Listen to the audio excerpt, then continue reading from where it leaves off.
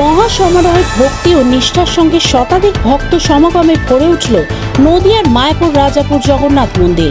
প্রসঙ্গত, মায়াপুর রাজাপুর জগন্নাথ মন্দির থেকে তিনটি সুসজ্জিত রথে করে জগন্নাথ, বলভদ্র এবং সুভদ্রা দেবী মাসির বাড়ির উদ্দেশ্যে রওনা দেবে। তার আগেই বিশেষ পূজাপাঠ এবং তার সঙ্গে রথ টানার জন্য শেষ মুহূর্তের প্রস্তুতি তুঙ্গে। ইসকন মায়াপুরের পক্ষ থেকে ভক্তদের জন্য ভোগ প্রসাদের ব্যবস্থা থেকে শুরু করে রথ যাওয়ার রাস্তা বিশেষ কিছু ব্যবস্থা রাখা হয়েছে। প্রসঙ্গত, স্নান যাত্রার পর প্রভু জগন্নাথের জ্বর আসে এবং আজকের রথের দিন বলভদ্র এবং সুভদ্রাকে সঙ্গে নিয়ে জগন্নাথ দেব মাসির বাড়ির উদ্দেশ্যে রওনা হয়। তাই রাজাপুর মন্দিরের মহা ধুমধামের সঙ্গে পালন করা হচ্ছে মায়াপুর ইসকনের তরফ থেকে রথযাত্রা। প্রভু, কি বলবেন আজকের এই রথযাত্রা সম্পর্কে?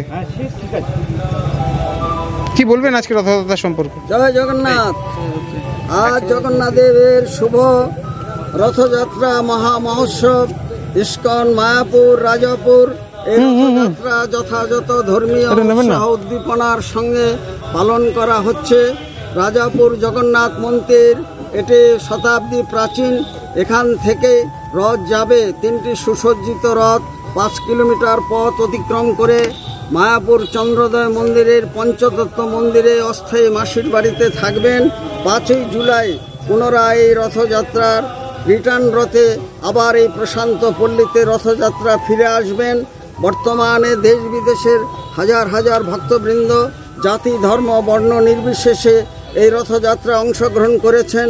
এই রথযাত্রাকে কেন্দ্র করে মানুষের মধ্যে উন্মাদনা লক্ষ্য করা যাচ্ছে এবং বৎসরের এই একটি দিনে জগন্নাথ এবং বলদেব সুভদ্রা মহারানীকে তারা রথের রশিতে টান দিতে পারেন এবং প্রসাদ গ্রহণের ব্যবস্থা থাকছে।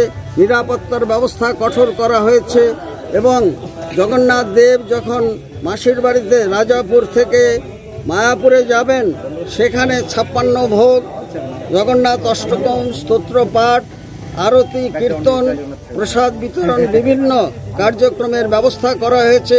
আন্তর্জাতিক মানের এই সমস্ত অনুষ্ঠানাদিতে অংশগ্রহণ করার জন্য সর্বসাধারণকে সাদর আমন্ত্রণ জানাই। রসিক গৌরাঙ্গ দাস, ইসকন মায়াপুর, জনসংযোগ আধিকারিক, নদিয়া।